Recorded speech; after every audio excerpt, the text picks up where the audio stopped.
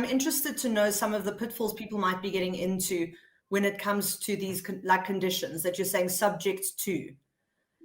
Okay, so where things often go south, or in my experience, where things often go south is where what the buyer thinks they are buying and what the seller thinks they are selling are two different things. So the seller gives the horse to the dealer. Oh, well, look, we all know it's a horse, but there are horses and there are horses. So the seller gives the horse to a dealer and says, I want you to sell this horse for X amount of money.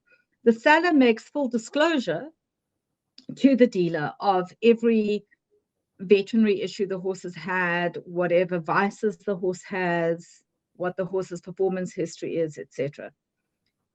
A dealer may not pass on those disclosures to the buyer.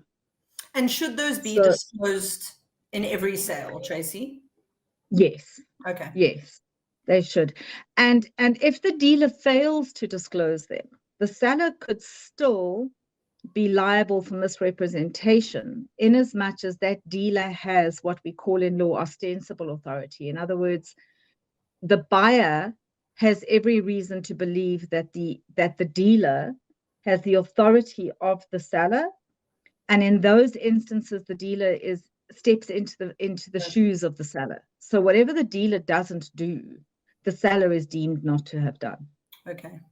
So again, it comes down to make sure that you've communicated clearly with your dealer and that they're representing you accurately.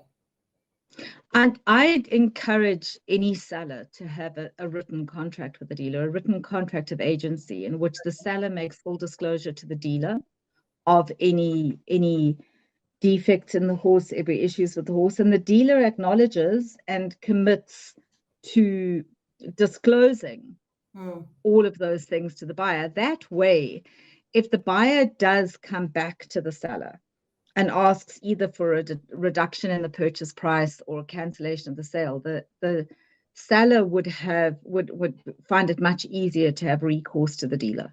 Okay.